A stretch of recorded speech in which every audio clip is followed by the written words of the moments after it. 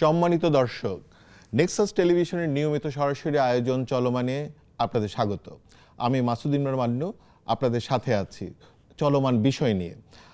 আজ বাংলাদেশের একটা নতুন দিন, দীর্ঘ লড়াই, গণতন্ত্রের লড়াইয়ের একটা পূর্ণতার দিন, যেখান থেকে গণতন্ত্র তার নতুন লড়াইয়ে যুক্ত হলো এবং রাষ্ট্র গঠনের এই নতুন লড়াইটা কেমন হবে এবং সেইখানে যেই কথা দিয়ে আসা হয়েছিল, যেই শপথ নতুন নেওয়া হলো, সেই শপথের সাথে কি কথা রাখা হচ্ছে বা রাখা হবে, বা নাকি সেখানে কোনো কিছুর ব্যত্যয় ঘটছে, এই বিষয়গুলো নিয়ে আমাদের আলোচনা। কারণ নতুন যে শপথ নিলেন, এই শপথ হলো 2 স্তরের। যারা সরকার গঠন করলেন তারা একটি স্তরে করলেন, আর যারা বিরোধী গ্রুপ তারা দ্বি স্তরে তাদের শপথ গ্রহণ করলেন। যদিও সরকারি দল এবং তার সংসদীয় সদস্য পদের করেছেন, শপথ নিয়েছেন এবং মন্ত্রিপরিষদে শপথ নিয়েছেন, কিন্তু একটা বিষয়ের শপথ তাদের নেওয়া হয়নি এবং সেই বিষয়টা এখন টক অফ দ্য টাউন এবং অনেকেই বলছেন এবং বিভিন্ন পত্রপত্রিকা লিখছেন, তা হলো যে সংবিধান সংস্কার পরিষদের সদস্য হিসেবে শপথ নেয়নি। আমরা এইখান থেকে শুরু করতে চাই যে জুলাইয়ের জন্য বা জুলাইয়ের ক্ষেত্রে কথা কি রাখা হলো, এবং এই বিষয়ে আমরা যে দুজন অতিথির সাথে আলাপ করব তার ভিতরে একজন হচ্ছেন সৈয়দা আসিফা আশরাফি পাপিয়া, সাবেক সংসদ সদস্য, বাংলাদেশ জাতীয়তাবাদী দল, এবং তার পাশেই আছেন একদম নতুন সময়ের নতুন রাজনীতি নিয়ে হাজির হওয়া আরিফ ইসলাম আদিব, সিনিয়র যুগ্ম আহ্বায়ক, জাতীয় নাগরিক পার্টি। আমি শুরু করতে চাই আমার কথা সৈয়দা আসিফা আশরাফি পাপিয়া, আপনার কাছ থেকে। আমি প্রথমেই সংসদে যারা শপথ নিলেন, নতুন পুরাতন বলে কথা না, যারা সবাই উভয় পক্ষের, সরকারি দল এবং বিরোধী দল, প্রত্যেককে আমার ব্যক্তিগত পক্ষ থেকে আমি অভিনন্দন জানাচ্ছি। এবং মানুষের যে প্রত্যাশা যে শুধুমাত্র নিজের স্বার্থের প্রয়োজনে মারামারি করা, গণ্ডগোল করা, ওয়াকআউট করা, রাস্তা অবরোধ করা, তারপরে হচ্ছে আপনার দুর্নীতি দুর্বৃত্তায়নের বিরুদ্ধে যে ব্যাপারটা, স্বৈরাচার না হওয়া, স্বৈরাচার কিন্তু বিরোধী দল হয়, সরকারি দল হয়, দুটোরই হওয়ার সুযোগ থাকে। অন্যায় দাবি নিয়ে রাস্তায় নেমে মানুষের যানজীবন নষ্ট করা, এটাও কিন্তু এটা স্বৈরাচারিতার লক্ষণ। তারপরে এই সমস্ত কোনো কিছু যাতে পুনরাবৃত্তি না ঘটে, রাষ্ট্রের নাগরিক হিসেবে, সচেতন মানুষ হিসেবে এইটুকুই আমার প্রত্যাশা থাকবে। আর আপনার দল কি কি কথা দিলেন আর জুলাইয়ের কি কি কথা রাখলেন বলে আমার দল কি কি কথা দিচ্ছে এটা আপনি খুব ভালো বলতে পারেন, কারণ যেখানে যেখানে নোট অফ ডিসেন্ট ছিল সেটা তো যখন স্বাক্ষর করার পরে যখন পরিবর্তন ছাপানো হলো, তখন তো আমার দল স্পষ্ট করেই বলেছে যে এই বিষয়গুলোতে নোট অফ ডিসেন্ট ছিল, এগুলোতে আমাদের যেটা ছিল না সেটা কিছু সংযোজন করা হয়েছে এবং কিছু জিনিস ছিল সেইটাকে বিয়োজন করা হয়েছে। এটা তো সাথে সাথেই তাৎক্ষণিক প্রতিক্রিয়া ব্যক্ত করা হয়েছে এবং এটা নিয়ে আমরা মাসের পর মাস টক শো করছি যে প্রশ্নপত্র যদি চিটিং করা হয়, কি প্রশ্নপত্র যেটা থাকলো সেটা না লিখে উত্তর যদি আমি আলাদা লিখি, আমাকে যেটা লিখতে বলা হলো আমি সেটা লিখলাম, কিন্তু আপনি যদি উত্তরটা তখন আলাদা করে দেন খাতা দেখতে যেয়ে, তাহলে খাতা যিনি দেখছেন তার নীতি নৈতিকতা নিয়ে প্রশ্ন উঠবে।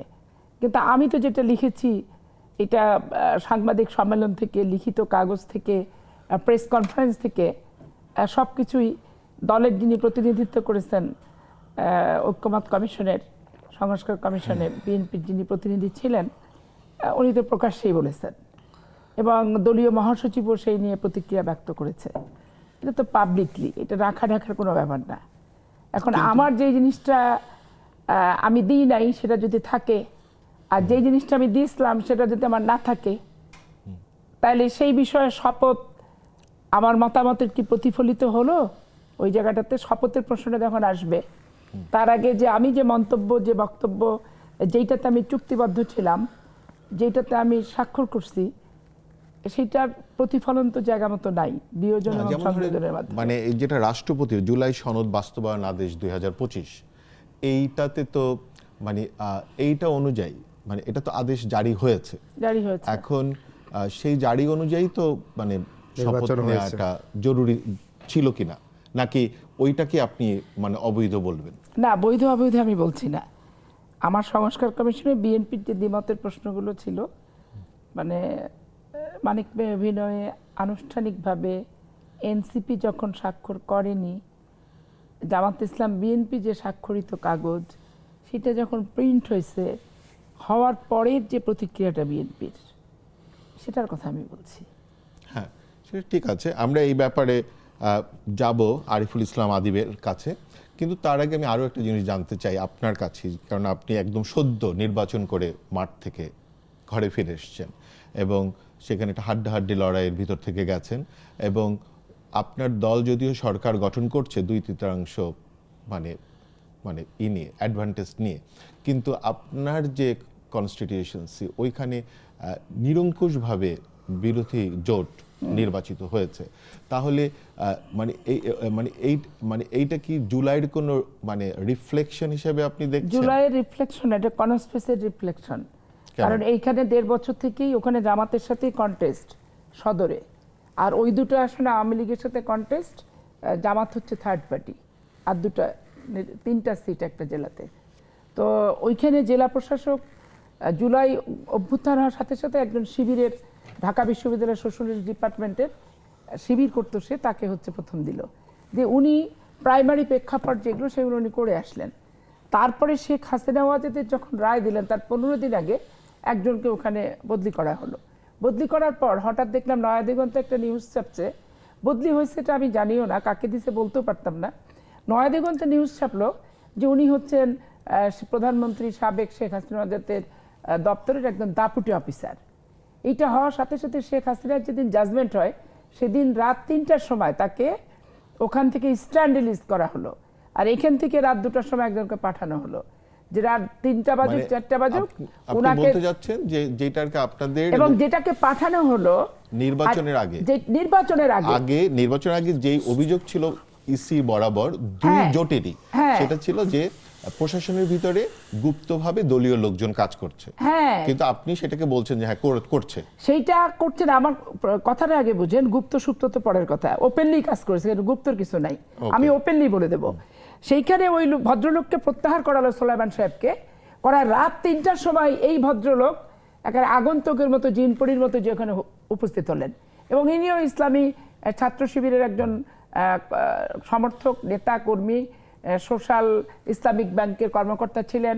500 মার্কের বিসিএস দিয়ে উনি গেছেন ক্যাডার থেকে, ইকোনমি ক্যাডার থেকে, সেখানে আত্মীকরণের ভিত্তিতে তারপরে তাকে করা হয়। প্রশাসনিক ক্যাডারে তো 1100 মার্কের পরীক্ষা দেয়, তাকে দিয়ে ধরেন ওখানে পাঠানো হলো। উনি প্রিজাইডিং থেকে, পুলিং থেকে সেট আপ যা ছিল। আর একটা হলো ডক্টর ইউনুসের যে এপিএস সাব্বির, সেই ইসলামী ছাত্র শিবিরের একজন কর্মী, এবং তার বাবা জামাত ইসলামের নেতা, এবং আমি যেখানকার ভোটার, নির্বাচনী এলাকা বালিয়াডাঙ্গা ইউনিয়নের একজন নেতা, এবং স্বাভাবিক কারণে সে কম্বল থেকে শুরু করে প্রিজাইডিং থেকে, পুলিং থেকে, তারপরে আপনার এমনকি জানেন বর্ডার গার্ড যে আছে সে পর্যন্ত দাঁড়িপাল্লা ক্যাম্পেইন করতেছে। এবং আমাকে যে ব্যালট দেয়া হলো আপনার ভোটার লিস্ট, এই ভোটার লিস্টে আমার সিরিয়াল নাম্বার এখানে ফেরত আসবো। পাপি আপা, আপনাকে একটু থামাচ্ছি। আমরা এখন যেতে চাই আরিফুল ইসলাম আদিবের কাছে। উনিও সদ্য নির্বাচন করে আসার অভিজ্ঞতা, একদম ফিরে এসেছেন, এবং উনিও খানিকটা আজকে যে শপথ অনুষ্ঠান হয়েছে সেখানে উনিও সদস্য হিসেবে উপস্থিত হতে পারেননি। তো এই যে না পারা, এবং সেটার ভিতর থেকে জুলাইয়ের আন্দোলনে তার যে এনসিপি, তাদের যে আহ্বান ছিল, এবং সেইটা কতটা পূরণ হচ্ছে, এবং এই যে দিনটাতে ওনারা পৌঁছলেন, এটা যেমন বিএনপির জন্য এর আগে শপথ নেওয়া এগুলো একটা পুরনো ঘটনা, কিন্তু আপনাদের জন্য তো একদমই নতুন দল হিসেবে আন্দোলন করার, ভেতর থেকে উঠে আসার অভিজ্ঞতা নিয়ে। তো সব কিছু মিলে আপনার কি মনে হচ্ছে যে কথা রাখা হচ্ছে, শপথ নেওয়া হচ্ছে, এটা আপনি কিভাবে দেখছেন? আর দ্বিতীয় যেটা আমি জিজ্ঞেস করতে চাই এটার সাথে যুক্ত করে, সেটা হচ্ছে এনসিপি নিজেই জুলাইয়ের রেটিফিকেশন করতে, তত্ত্বাবধায়ক যে সরকারটি ছিল সেই সরকারের শেষ কর্মদিবস পর্যন্ত অপেক্ষা করেছে কেন? ধন্যবাদ আপনাকে, একের সাথে যারা দেখছেন সবাইকে স্বাগত জানাই, এবং আমার সাথে উপস্থিত আমাদের সিনিয়র রাজনীতিবিদ আপা। আমরা যখন ছোটবেলায় বেড়ে উঠি তখন তার সংসদের সেই জ্বালাময়ী বক্তব্য দেখে আমাদের বেড়ে ওঠা। তো আমি যে জায়গাটি বলবো যে আজকে প্রথমেই যেহেতু নতুন সরকার আমাদের গঠিত হয়েছে, সেই জায়গার থেকে প্রধানমন্ত্রী থেকে শুরু করে মন্ত্রিপরিষদ গঠিত হয়েছে, সংসদ সদস্যরা নির্বাচিত, তারা শপথ নিয়েছেন। সবাইকে আমার পক্ষ থেকে একেবারে আন্তরিক অভিনন্দন জানাই এবং একই সাথে আজকের যে শপথ অনুষ্ঠান হয়েছে সেখানের একটি জায়গায় তারা শপথ গ্রহণ করেননি সংবিধান সংস্কার পরিষদের সদস্য হিসাবে। এই না করারটাও আবার একই সাথে ঐতিহাসিক যাত্রাটা আমার কাছে মনে হচ্ছে একই সাথে কিছু প্রশ্ন রেখে শুরু হয়েছে। তা আমাদের যে অভিজ্ঞতাটা যেটা বললেন যে এবারের নির্বাচনটা আমাদের সকলের জন্যই একেবারে নতুন অভিজ্ঞতা এবং শুধু আমাদের জন্যও না, বলা চলে যে অধিকাংশ প্রার্থীরই আমি যেটি দেখলাম যে বিএনপিরও যারা মন্ত্রী হয়েছেন তাদের ভিতর সম্ভবত প্রায় 50 জনের ভিতর 35 জনই মনে হয় একেবারে নতুন মুখ, এরকম একটা তালিকা দেখলাম। এবং নির্বাচনও যারা করেছেন তারাও অধিকাংশ একেবারে বেশ প্রথম, কারণ ফ্যাসিবাদের সময় নির্বাচন বয়কট করা হয়েছে, বিশেষ করে ফ্যাসিবাদ বিরোধী যে দলগুলো ছিল বিএনপি, জামাত, মানে অন্যান্য দল, কেউই কিন্তু নির্বাচনে অংশগ্রহণ করেনি। ফলে অধিকাংশ রাজনীতিবিদদেরও, মানে সে তরুণ হোক কিংবা মধ্যবয়স্ক হোক, সবারই কিন্তু একেবারে নতুন অভিজ্ঞতা ছিল। তো সেই জায়গা থেকে এই অভিজ্ঞতাটা আমাদের জন্য একেবারেই নতুন এবং এটা বেশ চ্যালেঞ্জের, এবং চ্যালেঞ্জটা আমরা ওভারকাম করেই সামনের দিনে এগোতে চাই।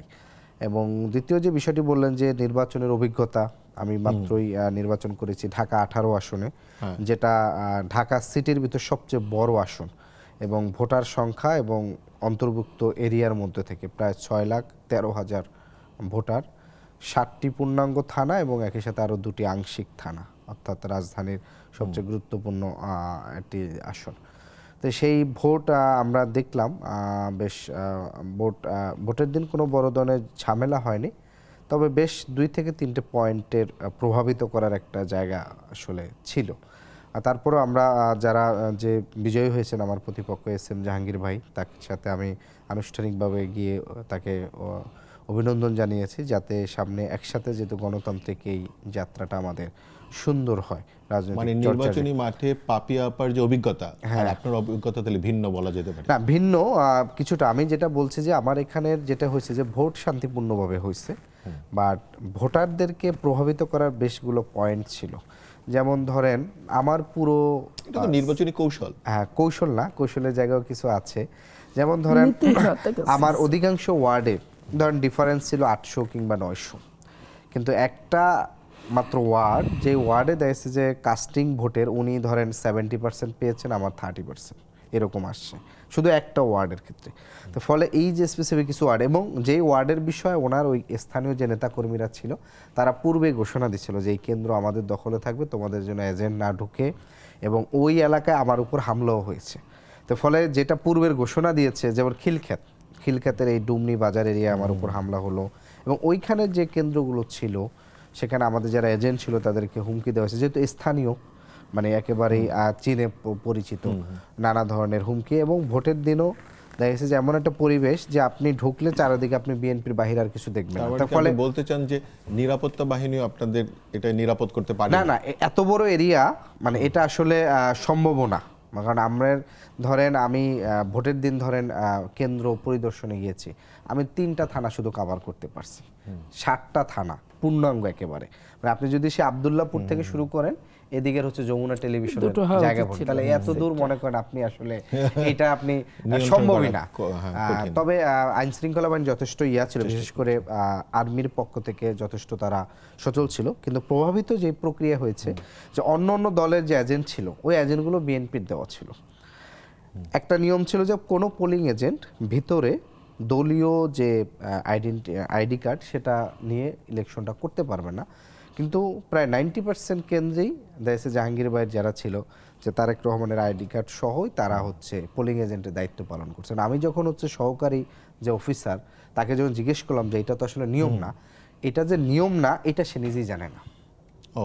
মানে একে তো হইছে যে ধরেন স্বাভাবিকভাবে যাদের এলাকায় প্রভাব বিস্তার করে তাদের তো একটা চেষ্টা থাকেই যে তার প্রভাবটা, কিন্তু সহকারী প্রিজাইডিং অফিসার যারা ছিল, দায়িত্ব পালনে ছিল, তারা যথেষ্ট ট্রেন্ড ছিলেন না। মানে ট্রেন্ড এই যে না থাকাটা, এটা কিন্তু ধরেন একটা অনেকের কারণে, মানে পাপিয়া আপা যেভাবে একদম পার্টিকুলার দল ধরে অভিযোগ করছে, আপনি ওই অভিযোগটা করছেন না? আমি দল ধরেও করছি, বাট দলটা আরো বেশি সুযোগ পেয়েছে প্রশাসন মানে নির্বাচনের যে ম্যানেজমেন্টটা ছিল, ম্যানেজমেন্টের কিছুটা ঘাটতির কারণে। আরেকটা কথা হচ্ছে যে এনসিপি কেন এত দেরি করে এই অঙ্গীকার নামায় সিগনেচার করলেন? দেখেন, আমরা আগেই বলেছিলাম, এটা এখন না, আমাদের একেবারে যখন জুলাই সনদের যাত্রা শুরু হয় আমরা স্পষ্ট বলেছিলাম যে বাস্তবায়ন যে প্রক্রিয়াটা হবে, এই বাস্তবায়ন প্রক্রিয়াটা জাতির সামনে সুস্পষ্ট করেই এই হচ্ছে আমাদের যে সিগনেচার, সে আনুষ্ঠানিকতা হয়।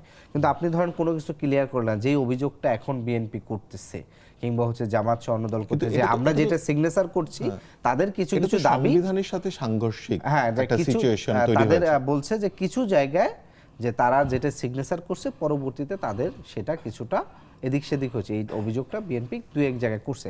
না, যেমন ধরেন যে এটা তো যেমন ধরেন এখন যারা সংসদে গেলেন এরা কিন্তু বিদ্যমান সংবিধানের আন্ডারে যেতে হচ্ছে, আপনি কিন্তু মানে ইসে যেতে পারছেন না। এবং যে অধ্যাদেশটা জারি করা হয়েছে 2025 জুলাই সনদ বাস্তবায়ন আদেশ, এটা রাষ্ট্রপতি যে করেছেন, রাষ্ট্রপতি এটা করছেন আপনার 93 অনুচ্ছেদের আন্ডারে। এখন সেইখানে কিন্তু আবার বলে দেওয়া আছে, এই কথা বলে দেওয়া আছে যে রাষ্ট্রপতি চাইলে যে কোনো কিছু মানে পারবেন না, তারটাও কিন্তু সীমায়িত ক্ষমতা। এবং সেইখানে ধরেন বলে দেওয়া আছে, একদম পরিষ্কার করে বলে দেওয়া আছে যে এমন কোনো অধ্যাদেশ জারি করা যাবে না যা বিদ্যমান সংবিধানের কোনো বিধান পরিবর্তন বা সংশোধনের মানে সংশোধন করে ফেলবে, এরকম কিছু করতে সে পারবে না। অতএব রাষ্ট্রপতি যেই এটা করেছে সেটা ইটসেলফই মানে এটা কিন্তু খুব নড়বড়ে একটা সিচুয়েশন। এখানের মূল বিষয় যেটা হচ্ছে যে দেখেন, মূল জায়গাটা আমরা কিন্তু গণ অভ্যুত্থানের পরেই আমরা দুইটা রাষ্ট্রের এই বিদ্যমান সিস্টেমের ক্ষেত্রে অভিযোগ তুলেছিলাম। একটা হচ্ছে আমাদের যে সংবিধানটা ছিল ইটসেলফ, এটা একটা এমনভাবে প্রক্রিয়া ছিল যে হাসিনা যে পালায়া যাবেন এইটার কোনো পদ্ধতি ছিল না। মানে আপনি গণতান্ত্রিক প্রক্রিয়ায় সরকারকে পরিবর্তন করবেন সেটার কোনো ছিল না। বিদ্যমান সংবিধান অনুযায়ী আপনার নির্বাচন হওয়ার কথা 29 সালে, তাহলে সরকার তো নাই, তাহলে এই বিদ্যমান এই সময় তো আমাকে নির্বাচন করতে হয়েছে, সেটা কোন প্রক্রিয়ায় করছে। আবার একই সাথে আপনার একটা আইন আছে সংবিধানের, আপনি যেটা 7 ধারা, যে 7 একটা ধারার ইয়ে আছে যে জনগণের সর্বোচ্চ সার্বভৌম অভিপ্রায় বলে চাইলে সিদ্ধান্ত পরিবর্তন মানে করতে পারে। সেটা কিন্তু গণ অভ্যুত্থান ইটসেলফ হচ্ছে সর্বোচ্চ অভিপ্রায়, যেটা জনগণ হচ্ছে আপনার 5ই আগস্ট, সেটা হচ্ছে তারা তাদের এই সর্বোচ্চ অভিপ্রায়টা প্রদর্শন করছে। এই যে গণভোট হলো রাষ্ট্রপতির আদেশের মাধ্যমে, যে গণভোটের মাধ্যমে আজকে গণভোট এবং একই সাথে ত্রয়োদশ জাতীয় সংসদ নির্বাচন হলো, সেখানে একই সাথে গণভোটটা বলেছে যে এই গণভোট অনুষ্ঠিত যদি জনগণ হ্যাঁ দেয়, যেহেতু জনগণ অলরেডি হ্যাঁ পক্ষে দিয়েছে, এইটা পরবর্তী সংসদ 180 দিনের মাধ্যমে যারা নির্বাচিত হবেন তারা এটাকে রেটিফাই করে দিবেন। সেই জায়গাটায় কিন্তু আজকে একটা জটিলতা তৈরি হয়েছে, যে আমরা দেখলাম বিএনপির প্রথম যাত্রাটাই প্রতিশ্রুতি ভঙ্গের মাধ্যমে তারা যাত্রাটা শুরু করছে। আমরা কিন্তু বিএনপি প্রতিশ্রুতি ভঙ্গ অবশ্যই এটা প্রতিশ্রুতি স্পষ্ট ভঙ্গ করেছে, কারণ আপনি সে নির্বাচন বলা হয়েছে না নির্বাচনটা গণভোট হওয়ার পূর্ব পর্যন্ত তার কিন্তু এইটা নিয়ে নেগোশিয়েট করা ছিল। মানে সে কিন্তু জেনেই এই গণভোটে অংশগ্রহণ করছে এবং সে জানে যে এই গণভোটটা হ্যাঁ জয়যুক্ত হলে এই জায়গাটা পরবর্তী আমাকে এই শপথের দায়িত্বটা নিতে হবে। এখন সে যদি চিন্তা করে যে না আগে নির্বাচনটা হয়ে যাক, আমি হচ্ছে জাস্ট 30 সেকেন্ড বলে ফেলি, যে 30 সেকেন্ডের যে হয়ে যাক পরেরটা আমরা দেখব, এই মানসিকতা যদি থাকে, যেটা পুরনো। আমরা কিন্তু এর আগে বারবার বলেছিলাম যে 91 সালে বিএনপি যখন সরকার গঠন করেছিল তার আগে 3 জোটের রূপরেখা ছিল। এটা আপনারা আরো বেশি সিনিয়র যারা আছেন, পাপিয়া পাশো, 3 জোটের রূপরেখা ছিল। এবং সরকার গঠনের পরে কিন্তু যেটা হয়েছিল, তত্ত্বাবধায়ক সরকার নিয়ে একটা দোটানা ছিল এবং 12 দিনের জন্য আবার একটা নির্বাচন করে সংসদ গঠন করা হয়েছে। সেই 91-ই যদি আবার একটা এখানে যদি রেপ্লিকা যদি প্রদর্শন হয়, এটা আসলে বিএনপির জন্য যাত্রাটা আমার মনে করি প্রতিশ্রুতি ভঙ্গের মাধ্যমে। তার মানে হচ্ছে যে আরিফুল ইসলাম আদিব উনি বলতে চাচ্ছেন যে জুলাইয়ের প্রতি যে অঙ্গীকার বিএনপির ছিল সেটা সে আসলে ভঙ্গ করেছে। শুধু জুলাই বিষয়টা স্পেসিফিক না, ওভারঅল তার যে রাজনৈতিক কমিটমেন্টটা ছিল জাতির কাছে। ওকে, তো আমরা এই বিষয় মানে সৈয়দা আসিফা আশরাফি পাপিয়ার কাছে ফিরে আসব, তবে একটা ছোট্ট বিরতি নিয়ে, বিরতির পরেই।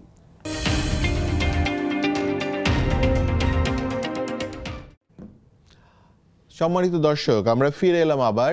আমাদের সরাসরি আপনারা দেখতে পাচ্ছেন ইউটিউবে নেক্সাস টেলিভিশন লাইভে আর Facebook page Nexus TV digital বিডিতে। আমরা যেখানে ছিলাম যে জাতীয়তাবাদী পার্টি সে আসলে কি তার অঙ্গীকার থেকে সরে যাচ্ছে নাকি সেইখানেই থাকছে, সেইটা নিয়ে আরিফুল ইসলাম আদিব যে প্রশ্নটা তুলেছেন, আমরা সেই প্রশ্নটা নিয়েই পাপিয়া আপার কাছে যেতে চাচ্ছি। পাপিয়া আপা, আপনার আচ্ছা, কি তার মতামত? আগে আমি একটু বলে নিই নির্বাচন নিয়ে, যে আপনি আওয়ামী লীগকে নিষিদ্ধ করেছেন, সংগঠনকে বিচার করছেন, এবং এনসিপি জামাত সবচেয়ে বেশি সোচ্চার। কিন্তু আমি চাঁপাইনবাবগঞ্জ জেলার কথা বলবো, যে তারা জামাত এবং আওয়ামী লীগ ঐক্যবদ্ধভাবে ভোট করেছে, এবং আওয়ামী লীগের একটা ভোটও জামাতের বাইরে যায় নাই, এবং তার প্রতিশ্রুতিতে আজকে পতাকাও তাদের অফিসে তুলেছে। ব্যাপারটা হচ্ছে কি, ডাবল স্ট্যান্ডার্ড যে ব্যাপারগুলো, আপনি আইনের ভাষায় যেটা পড়বেন, আবার আইন বহির্ভূত জনগণের শক্তির কথা বলবেন। এখন আমি টোটাল আওয়ামী লীগকে কেন্দ্র করেই যদি আপনার হচ্ছে ঐক্যমত কমিশন হয়, সংস্কার কমিশনের সুপারিশ হয়, ঘোষণাপত্র হয় 26-26 যে জুলাই আগস্টের যে ঘোষণাপত্র, সব কিছু তো আওয়ামী লীগের স্বৈরাচার এবং স্বৈরাচারী মানসিকতা পরিবেশকে কেন্দ্র করি। তাহলে আওয়ামী লীগের ভোট এবং আওয়ামী লীগকে এবং মানে জামাত ইসলাম আওয়ামী লীগ একভাবে জোটবদ্ধভাবে এবং আওয়ামী লীগকে আমার নিষিদ্ধ জেলাতে করার যে ভোট ক্ষেত্রে করলো, এবং আজকে আওয়ামী লীগ অফিসে পতাকাটা পর্যন্ত তুলে দিল, চাপাইতে? চাঁপাইনবাবগঞ্জে পতাকাটা তুলে দিল, এবং তারপরের থেকে জামাত ইসলাম বোমা বানাতে যে মানুষ মরলো, যারা বানালো তারা মরলো, তারপর থেকে এক নাগারে ত্রাস সন্ত্রাস তৈরি করতেছে। এবং তাদের পক্ষে যেহেতু রাজশাহী বিভাগের ডিআইজি একজন জামাত সমর্থিত, এবং সে জামাত ইসলামকে প্রত্যক্ষ পরোক্ষভাবে সাহায্য করছে। দেখেন, ডিসি জামাত করে, আপনি ভোট করবেন কি করে? প্রিজাইডিং পুলিং 100% জামাত ইসলামের কর্মী সমর্থক দিয়ে, একটা নিরপেক্ষ দ্বারা কাজই বোঝে না।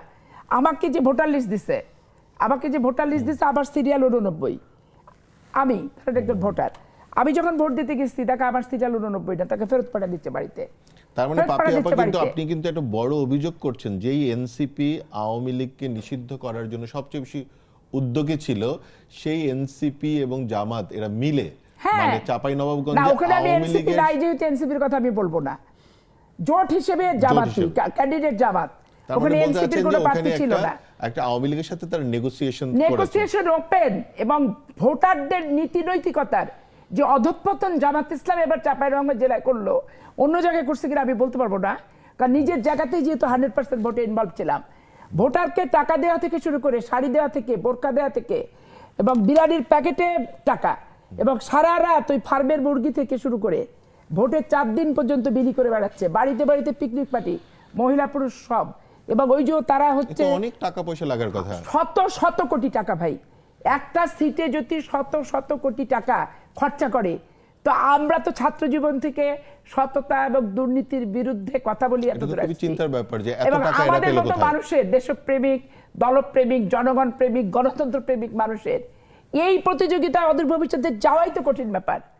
শত শত কোটি টাকা। এই অভিযোগের উপরে নিশ্চয়ই আরিফুল ইসলাম আদিব আলোকপাত করবেন, কিন্তু তার আগে আমরা যেই প্রশ্নে ছিলাম সেই প্রশ্নটা একটু ফেরত যাব পাপিয়া আপা। এখন সেটা আপনি হচ্ছে আমাকে যে স্বৈরাচারের দোষর বলবেন শপথ না নেওয়ার কারণে, তাহলে স্বৈরাচারের দোষর কে নিয়ে আমি তাদের ভোট নিয়ে তাদেরকে প্রতিশ্রুতি দিয়ে যে পার্টি অফিসের ইয়ে খুলে দেব, এবং তাদেরকে ওপেন বক্তৃতা দিচ্ছে জামাতের নায়েবে আমির যে দুলাল তোমরা সব আওয়ামী লীগের লোকজন যোগ দাও আমাদের সাথে, যোগ দিলে আমরা এখন সেই জামাত সেই পর্যায়ে নাই, আমরা তোমাদের নিরাপত্তা দিব, ডিআইজি আমার কথা শুনবে, hello DIG, hello OC, hello SP, Jamaat এখন সেই পর্যায়ে নাই, তোমরা সবাই মিলে শুধু যোগ দাও যোগ দাও। ওপেন ভাইরাল বক্তব্য আপনার হচ্ছে ইউটিউবে আপনি শুনতে পাবেন।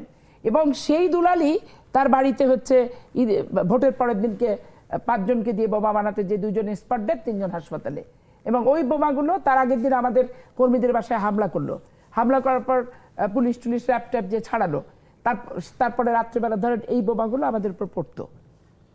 বাস্তবতা আপনি তাহলে বলেন, ধর্মের কথা বলে, মানবিকতার কথা বলে, নির্যাতনের শিকার হয়েছে সেই কথা বলে, ফাঁসি অন্যায়ভাবে দিছে এই কথা বলে, এই যে ভোটারদের ভোট কিনে নেওয়া, 1 মাস তাদেরকে চালায় দিয়ে ভোট কিনে নেওয়া, এইটা ভোটের কোন রেওয়াজ? আমি তো ছোট্টবেলা থেকে ভোট করি ভাই, নিজের না মানুষের, ঠিক আছে?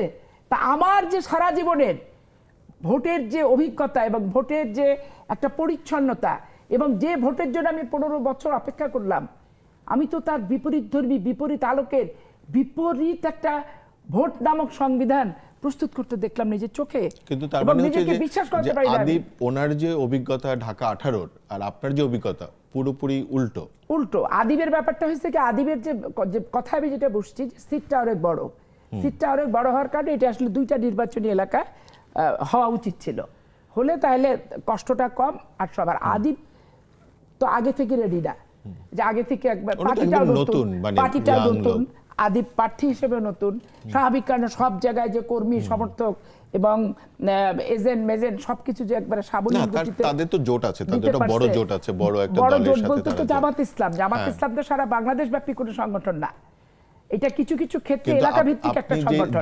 যেই আর আবার অভিযোগ করলেন, চাঁপাইনবাবগঞ্জে জামাত ইসলাম সেকেন্ড হয়, 3 পার্টি যখন আমরা ভোট করি আমাদের জোট হয় না, ওখানে বেগম জিয়া উন্মুক্ত করে দিতেন। উনি বলতেন যে এখানে জোট করতে গেলে জামাত ইসলাম আওয়ামী লীগকে ভোট দিয়ে দিবে, আমার প্রার্থী জিতবে না, অতএব উন্মুক্ত, তুমিও করো, আওয়ামী লীগ তো আছে। এই বিষয়ে আমরা একটু আদিবের মতামত শুনি, কারণ যেহেতু আপনি যে অভিযোগ করছেন সেটা তারা যে যাদের সাথে জোটবদ্ধ হয়েছেন সেই জোটবদ্ধ সবচেয়ে বড় দলটির বিরুদ্ধে আপনি, এবং যেখানে আরেকটি বড় অভিযোগ হচ্ছে যে সে আওয়ামী লীগের সাথে মিলে হ্যাঁ, একসাথে এর কাজটা জন্য করেছে। আদিব তো দায়ী না, কারণ আদিব তো নলেজই নাই। আদিব এটাকে কিভাবে বিষয়টা দেখবেন? হয়েছে যে দেখেন, আপার স্পেসিফিক উনি পুরো সারা দেশের চিত্রটা না, কিন্তু বলিনি, বলেন নাই। হ্যাঁ। উনি যেটা বলছেন শুধুমাত্র চাপাই নবাবগঞ্জের জেলার কথাটাই আমি জেলার বলেছি, ক্ষেত্রে হ্যাঁ। বলছেন। এখন সাধারণত যেটা হয়ে থাকে যে আমাদের দেশে ধরেন বেশ কিছু জেলা আছে যেটা আসলে ওই জেলা, যেমন গোপালগঞ্জ বললে ধরেন আওয়ামী লীগ, গোপালগঞ্জে যেমন নুরুল হক নূর গণ অধিকার পরিষদ থেকে ট্রাক মার্কায় নিয়ে একজন নির্বাচন করছেন, উনি জেলে বসে উনি হচ্ছেন ধরেন বিএনপির ক্যান্ডিডেট বলেন কিংবা হচ্ছে ওখানের জামাতে হারে তিনি জিতছেন। ফলে গোপালগঞ্জের চিত্রটা কিন্তু ফুলি স্পেসিফিকভাবে আলাদা। আপা যেটা চাঁপাইনবাবগঞ্জের ক্ষেত্রে যে অভিযোগগুলো, আমি যেহেতু চাঁপাইনবাবগঞ্জের স্পেসিফিক আমার ওই জ্ঞান অভিজ্ঞতাটা নাই, সেক্ষেত্রে আমি এটা তো সরাসরি ডিপেন্ড করাটা আমার জন্য কষ্টসাধ্য। কিন্তু তারপর উনি যেটা আর ওখানে বললেন এনসিপির প্রার্থীও নেই। এনসিপির প্রার্থীও নাই, কিন্তু আওয়ামী লীগের ক্ষেত্রে মিশার ক্ষেত্রে যেটা বলছেন যে এটা কিন্তু ওভারঅল যেটা হয়েছে যে আওয়ামী লীগ এককভাবে কোনো দলের কাছে যায় না। আওয়ামী লীগের ক্ষেত্রে যেটা হয়েছে, আমাদের যেহেতু ন্যাশনালি আমি অনেক জায়গায় কথা বলছি, লোকালি যেমন ধরেন চাঁপাইনবাবগঞ্জে সে অভিযোগ করছে জামাতের সাথে হয়েছে, বগুড়া সারা জীবনী হ্যাঁ, এটা মানে আওয়ামী লীগ ওটা যখন আগে থেকে ক্ষমতায় বলছে, ছিল, মানে এটা কিন্তু তখন জামাতের সাথে মানে এটা কিন্তু তাদের জোট আগস্ট ছিল। পরবর্তী না, উনি যেটা অভিযোগটা আগের করছেন থেকে আগের ছিল। থেকে চাঁপাইয়ের লোকাল মানে রাজনীতিটা local হইছে politics, যে জামাত এনটি বিএনপি, আওয়ামী লীগ প্যাক ঠিক আছে। Against BNP. আবার আপনি যদি ধরেন গাজীপুর ধরেন, গাজীপুরে যদি এখন আপনি যদি বলেন যে গাজীপুর তো একেবারে ঠিক আওয়ামী লীগের অধ্যুষিত, ইভেন আমার আসনের তুরাগ যে এরিয়া, যেটা সাহারা খাতুন স্বরাষ্ট্রমন্ত্রী ছিলেন তার এরিয়ার অধ্যুষিত, এরা তো একচেটিয়া ভাবে হচ্ছে বিএনপি কে ভোট দিচ্ছে। আমার ক্ষেত্রেও কিন্তু এটা করছে, আমার আসলে যে এরিয়াগুলো আওয়ামী লীগের অধ্যুষিত আওয়ামী লীগের ভোটার, তারা কিন্তু এককভাবে হচ্ছে আপনার ইয়েকে ভোট দিছে, বিএনপির ধানের শীষে ভোট দিছে। ইভেন জাতীয় পার্টির যে এজেন্ট কিংবা হচ্ছে ওপেন ঘোষণা দিয়ে তো কিছু করেনি। ওপেন ঘোষণা মানে বলতে আপা এটা তো যেটা আর বলছেন ওপেন যে ঘোষণা যে দেওয়া তো ঘোষণা দিয়ে তারা সম্ভব করছে। হয় না। কিন্তু ওপেন এখন যেটা হয়েছে যে আমি যেটা দেখেছি বীরত্তর উত্তরায় আমাদের কাছে লোকালি অনেক অভিযোগ করছে যে এলাকায় ছাত্রলীগের যারা আগে করছেন, আগস্ট পরবর্তী যারা পলাতক ছিলেন, তারা কিন্তু ওপেন এখন মানে পথে আসতেছে। এইটা তো ধরেন তাহলে যে আমরা যে যে মানে মানে একটা দীর্ঘ লড়াই, মানে গণতন্ত্রের জন্য যে দীর্ঘ লড়াই, তো সেই জায়গার থেকে এবং সেই গণতন্ত্রের লড়াইয়ের জন্য যেমন ধরেন গত সরকার যেটা আওয়ামী লীগকে আমরা তো দায়ী করেছি, এবং তারা জোর করে দীর্ঘ সময় ক্ষমতায় ছিলেন, যে কারণে গণতন্ত্র একদম মেরে ফেলা হচ্ছে। বিশেষ করে যদি আমরা বলি 10, 11, 12 এই 3টা নির্বাচনের কথা যদি আমরা বলি, সংসদ নির্বাচন, মানে যেখানে তারা একদমই গলা টিপে মেরে ফেলেছে, তাহলে এরকম একটি দলের সাথে যখন আপনি যুক্ত হন বা তার নেতাদের সাথে যুক্ত হন, সেটা কতটা জুলাইয়ের অঙ্গীকার না, এটা তো আপনার আপনি আওয়ামী লীগের ক্ষেত্রে যেটার বিষয়, আমরা কিন্তু ইলেকশনের আগে আমরা বলেছিলাম যে এখানকাটা রিকনসিলিয়েশন ট্রুথ কমিশনের মাধ্যমে, রিকনসিলিয়েশন প্রক্রিয়ার মাধ্যমে এটার একটা ন্যাশনালি একটা সমাধান করতে হবে।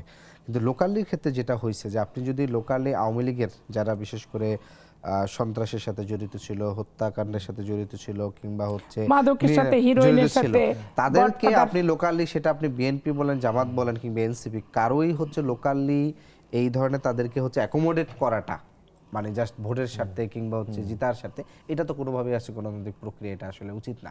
কারণ এইটার বিরুদ্ধেই তো আপনার লড়াই। তার তো একটা ভোট ব্যাংকও আছে। সেই না, ভোট ব্যাংক তো অবশ্যই, আমি তো ওইটাই বললাম যে ভোট ব্যাংকের ক্ষেত্রেই যেটা হচ্ছে যে এক্সক্লুড করে রেখেছেন নির্বাচন অনেক থেকে। প্রার্থীরা এই লোভের জায়গা থেকে কিন্তু বেশ কিছু আসনে কিন্তু এই ধরনের নানা ধরনের সমীকরণ কিন্তু ঘটছে।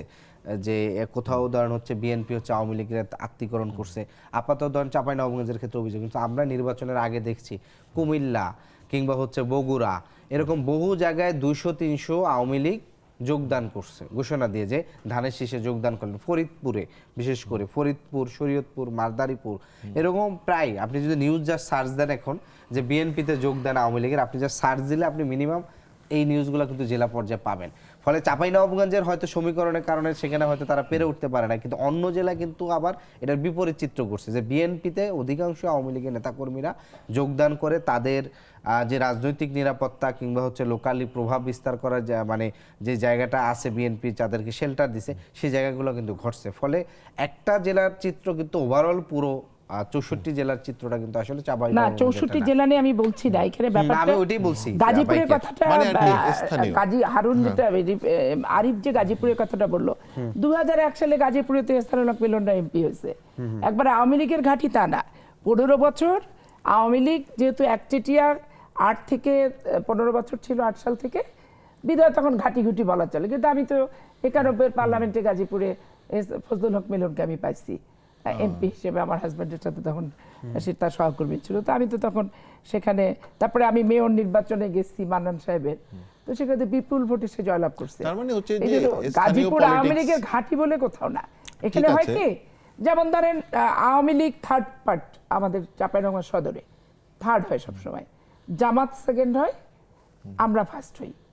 এখন থার্ড পার্ট আর সেকেন্ড পার্ট যদি একত্রিত হয়ে যায়, তারপরে প্রশাসন যদি একত্রিত হয়, মাদ্রাসা কেন্দ্রিক নতুন ভোটার যদি একত্রিত হয়, তারপরে আপনার টাকা যদি দেদারসে ওপেনলি বিলাইতে পারে কোটি কোটি টাকা, এবং কোনো প্রকার জবাবদিহিতা কিন্তু ছাড়াই, পাপি আপা, এবং মাদক থেকে, সন্ত্রাস থেকে, বোমাবাজ থেকে সবগুলাকে যদি শেল্টার দেওয়া হয়, তাহলে স্বাভাবিক একটা রুট আছে। তো তাহলে দুটো প্রশ্ন আসবে আপনার এই কথার উপরে, মানে আমরা এখন একটা বিরতিতে যাব, বিরতির পরে যেই প্রশ্ন নিয়ে আপনাদের দুজনের কাছে আসবো, যে এক হচ্ছে যে সংবিধান সংস্কার করলেই কি গণতন্ত্র আসবে, দুই হচ্ছে ভোট কি একমাত্র পথ যেটা থেকে আসলে নির্বাচন, যেটা থেকে গণতন্ত্র ফেরত আনা যাবে, এবং যেখানে আপনারা যে অনাচারের কথা বলছেন, এই অনাচারগুলো থাকে যদি একটা সমাজে, তাহলে কি মানে গণতন্ত্রের উত্তরণের পথে আমরা হাঁটতে পারবো কিনা, যেই লড়াইটা আমরা জুলাই থেকে শুরু করেছি।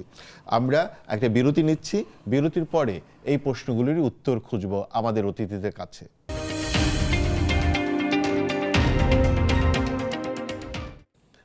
আমরা আবার ফিরে এলাম।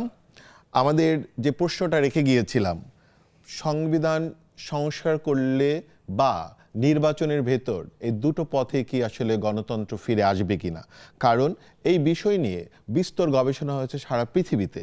যেমন আমরা বলতে পারি, মানে ইসাবেলা কোলম্যান, টেল লসন রেমার সম্পাদিত একটা বই আছে, pathways two freedom, politics and economic lesson from Democratic transition. এখানে 8টা দেশে যে গণতন্ত্র কিভাবে আসতে পারে এবং তার রাজনৈতিক যে মতাদর্শ এবং তার যে স্বাধীনতা, সেই স্বাধীনতা জায়গাগুলো কী করে তৈরি হবে।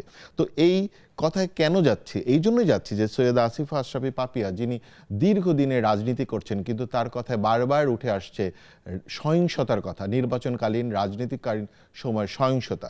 তো এই জন্য আমি এই প্রশ্নটা প্রথমেই নিয়ে যাব আরিফুল ইসলাম আদিবের কাছে, যে আদিব, আপনার কি মনে হয় যে এই সংস্কার করলেই গণতন্ত্র ফিরে আসবে? এখানের দুইটা বিষয়, আমরা অভ্যুত্থান পরবর্তীতে জাতীয় নাগরিক পার্টি, তার পূর্বে জাতীয় নাগরিক কমিটি থেকে যাত্রার পর থেকে আমরা বলেছি বাংলাদেশের দুটো জায়গায় মেজর পরিবর্তন দরকার।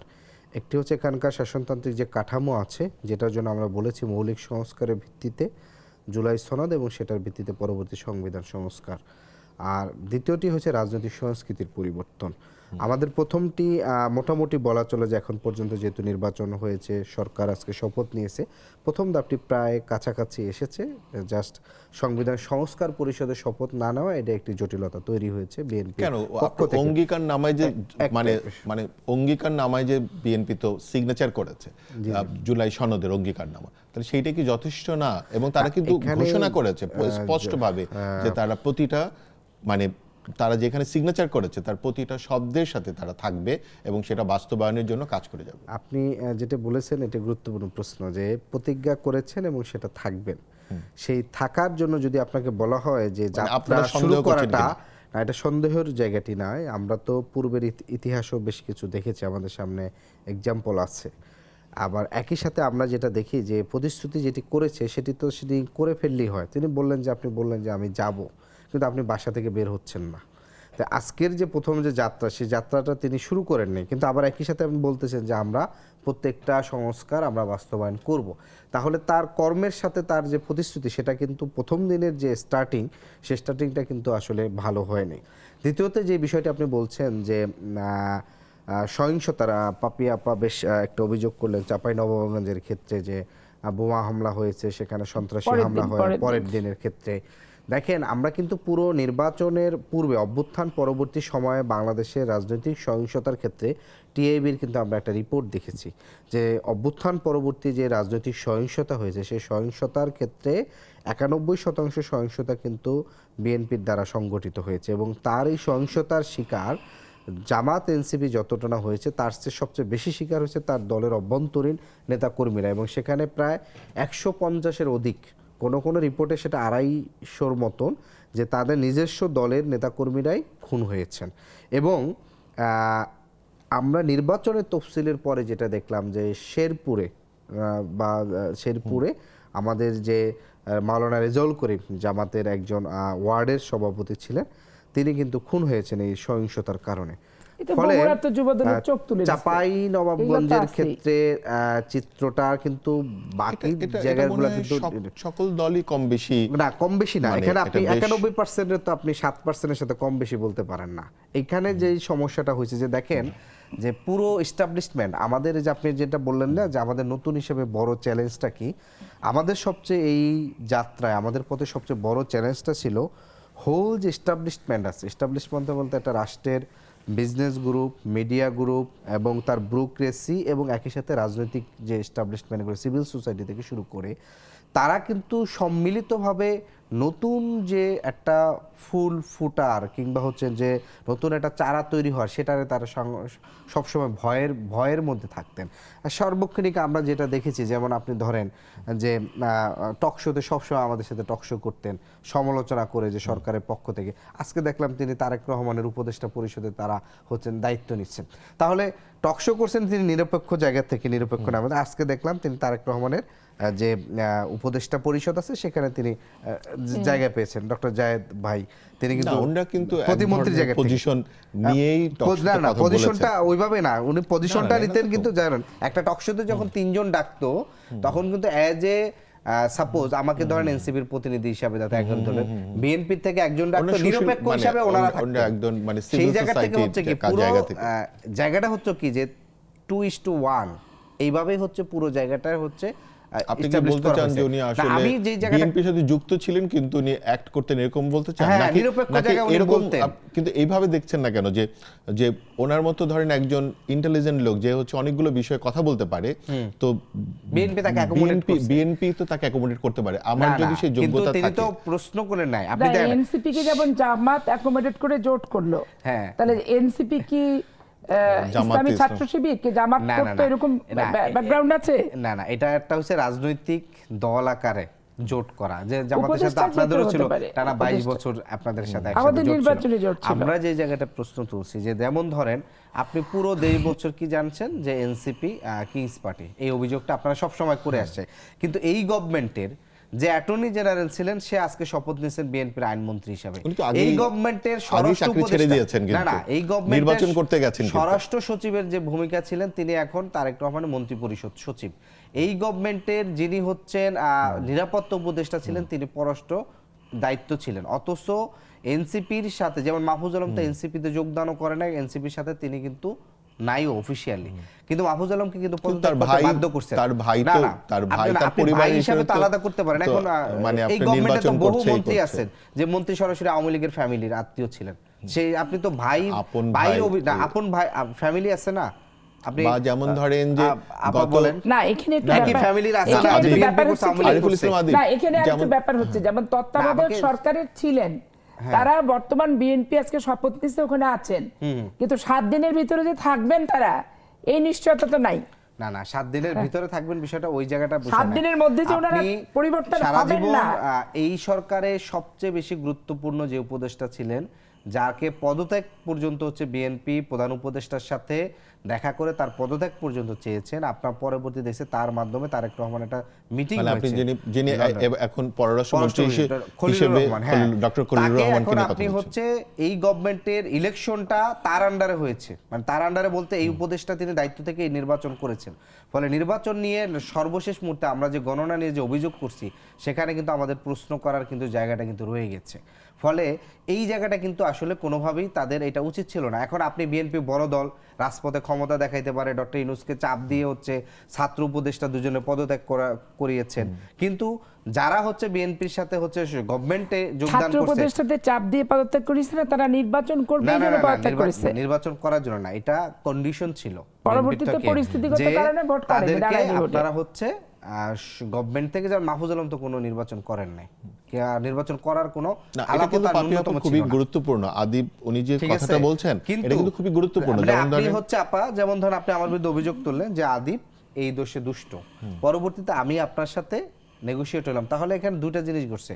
হয় তার সাথে কোনো এই ক্ষমতা পরিবর্তনের ক্ষেত্রে কোনো ধরনের নেগোশিয়েট হয়েছে জনাব তারেক রহমানের সাথে খলিলুর রহমানের, যেটা আমরা দেখেছি পুরো এস্টাবলিশমেন্ট মিলে তারা হচ্ছে যে পররাষ্ট্র সচিব সে, এবং ভয়াবহ অভিযোগ, পুরো পররাষ্ট্র সচিব সবচেয়ে গুরুত্বপূর্ণ মন্ত্রণালয় যেটা জায়গাটা, সেখানে তাকে পদায়িত করে, তাহলে কিসের বিনিময়ে তাকে পদায়িত করা হচ্ছে? আরিফুল ইসলাম আদিবের এই যুক্তিটা ক্ষেত্রে মানে সৈয়দ আসিফা আশরাফি পাপিয়ার মতামত জানতে চাইবো, কিন্তু তার আগে একটা ছোট্ট বিরতি নিব। বিরতির পরে আমরা আবার ফিরে আসছি।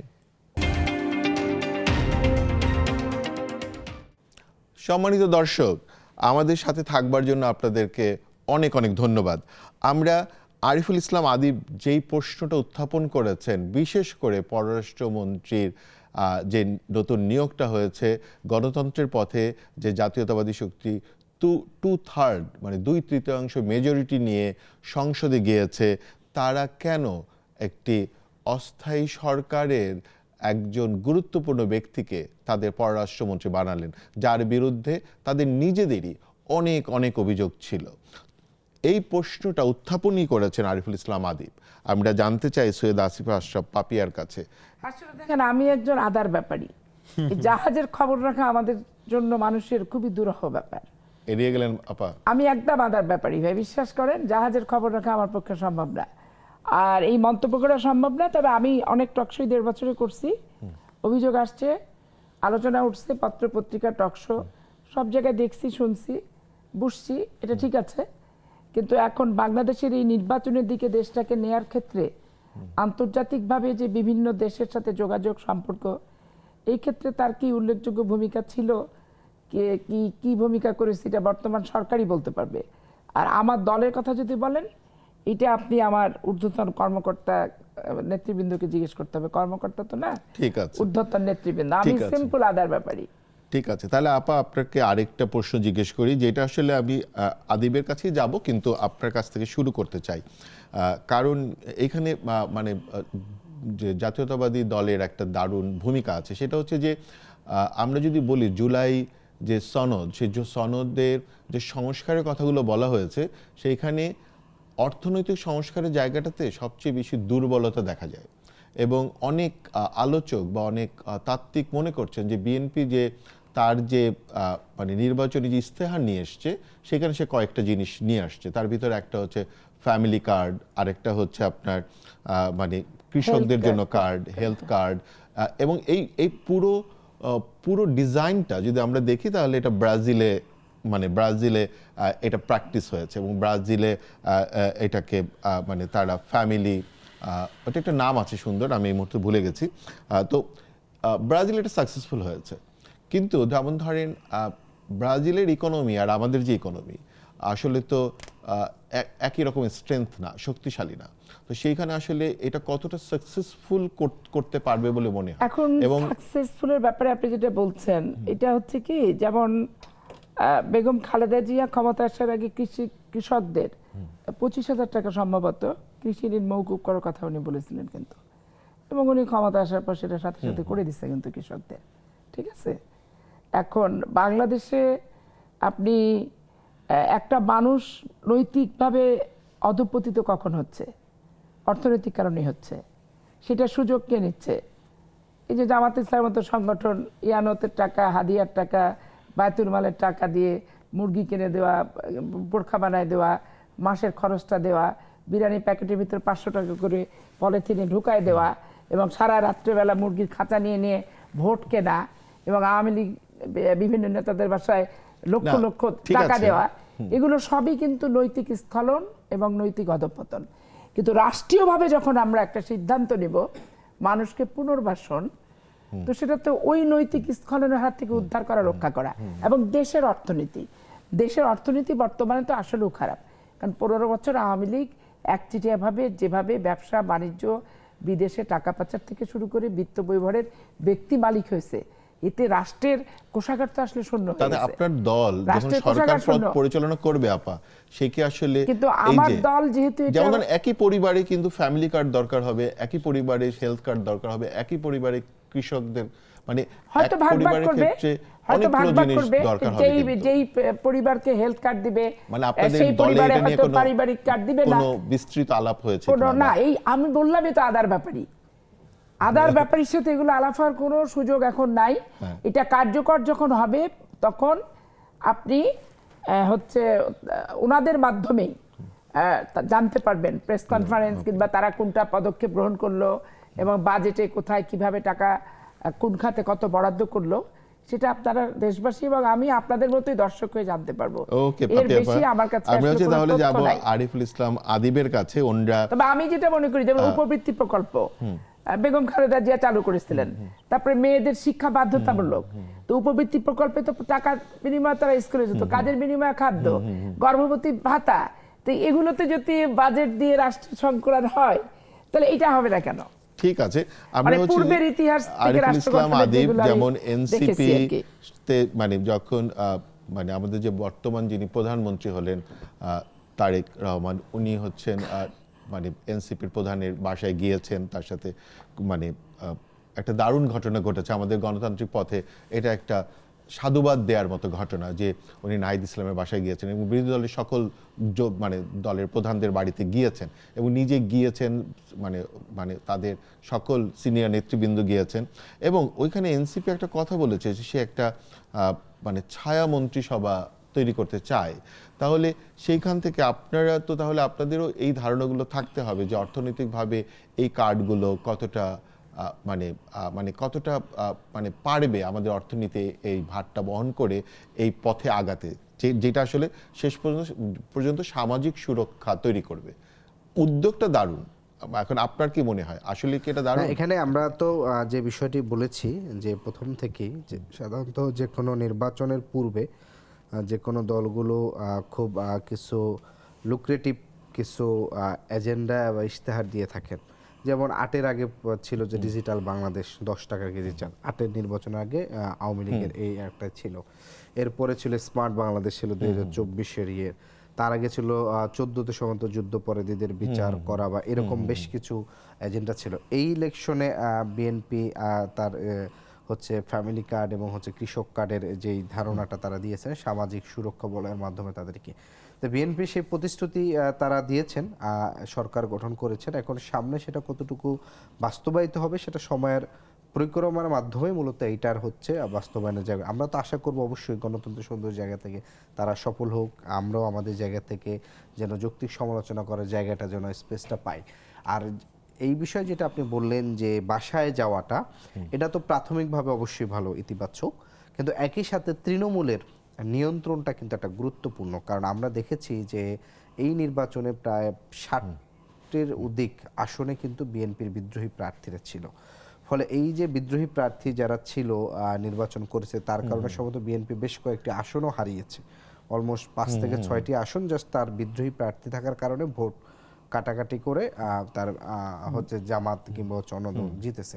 ফলে এই যে নিয়ন্ত্রণ না রাখা, সর্ববৃহৎ দলের কাছাকাছি যদি নিয়ন্ত্রণ যদি তার এই জায়গাটা প্রতিফলিত না হয়, তখন কিন্তু আপনার এই যে উপর থেকে যে সুন্দর মানে গণতন্ত্রের সৌন্দর্য প্রদর্শন করা রাজনৈতিক না, শুরু তো হলো, শুরু হলো, তখন মানে সেটা কিন্তু আর এখন কিন্তু বড় executive প্রশ্ন, জায়গায় এই জন্যই থাকবে না, না। আপনি যেখানে এক লাইনে দেখা দেখি রাজনীতি ছিল না। আপনার কাছে আজকের আসবো, যে জায়গাটিতে আপনার কাছে আমি আসবো, আমরা প্রায় টাইমটা একদম সময়টা শেষের দিকে, তো ধরেন যে রাষ্ট্র গঠনের যে নতুন লড়াই আমরা ঢুকলাম সবাই মিলে, এবং এখানে যে গণতন্ত্রের সম্ভাবনার সূচনা হলো, আপনি যদি এক লাইনে এই পুরো প্রক্রিয়াটাকে কিভাবে বলতে চান? সূচনাটা তো ভালো হয়েছে, কিন্তু একই সাথে আমি যেটা বললাম যে আজকের অভিনন্দনের সাথে তার একই সাথে কিন্তু যে সংবিধান সংস্কার পরিষদের শপথ না নেওয়াটা এবং হচ্ছে ডক্টর খলিলুর রহমানকে মন্ত্রী পরিষদে নেওয়া, এই দুইটা প্রশ্নের সাথে কিন্তু তার যাত্রাটা শুরু হয়েছে। অর্থাৎ এটাকে আমি বলবো কিছুটা প্রতিশ্রুতি বঙ্গের একটা সম্ভাবনার সামনে দেখা দিয়েছে। দ্বিতীয়টা হচ্ছে ডক্টর খলিলুর বিষয়ে আমরা যেটা দেখেছি পুরো গভর্নমেন্টের জুড়ে, যে খলিলকে কেন্দ্র করেই, খলিলুর রহমানকে কেন্দ্র করেই এনসিপিকে হচ্ছে কিংস পার্টি হিসেবে তারা ব্লেম দিয়েছে পুরো মিডিয়া এস্টাবলিশমেন্টের মাধ্যমে, টকশোতে তাদের যারা বুদ্ধিজীবীরা গিয়েছে যে খলিল হচ্ছে পুরো এনসিপিকে পিছন থেকে ব্যাকআপ দিছে, কিন্তু আবার দিন শেষে তার মন্ত্রণালয় গুরুত্বপূর্ণ পদ পাইল। তো এই যে এইটা কিন্তু এক ধরনের লুকোচুরির একটা রাজনীতি। আমরা হচ্ছে যে এক লাইনে আপার কাছ থেকে আচ্ছা, এখানে খলিল সাহেব এনসিপি কে ব্যাক দিচ্ছে, আমি এটা কোনো টকশো কখনো শুনিনি। ডক্টর ইউনূস এনসিপি কে ব্যাক দিচ্ছেন এবং হওয়ার আগে বলেছেন, এবং আমার নিয়োগকর্তা এনসিপি আমার নিয়োগকর্তা এই কথা বলেছেন। আপনি কোনো শুভেচ্ছা দিতে চান কিনা? আমি কয়দিন আগের বক্তৃতায় বলেছে যে হচ্ছে এরা মন্ত্রীও হবে, এমপি হয়ে আসবে, এটা আমি শুনেছি, কিন্তু খলিল সাহেবের নামে যেটা শুনিনি সেটা বলবো না। আর বাংলাদেশের রাজনীতির ট্র্যাডিশন মুখ দেখাতে কি হয় না, সেইখানে মুখ দেখাতে কি হচ্ছে, কুশল বিনিময় হচ্ছে, একজন আরেকজনের বুকে জড়িয়ে ধরছে, আলোচনার টেবিল উন্মুক্ত হলো, এটা শুভ সূচনা গণতন্ত্রের জন্য। ধন্যবাদ সৈয়দা আসিফা আশরাফি পাপিয়া এবং আরিফ ইসলাম আদিব আমাদেরকে সময় দেওয়ার জন্য, এবং আপনারা শুনলেন আমাদের আজকের আলোচনা। আবার দেখা হবে আগামীকাল একই সময়ে নেক্সাস টেলিভিশনে। আমাদের সাথেই থাকুন, চলমানের সাথেই থাকুন। ধন্যবাদ সবাইকে।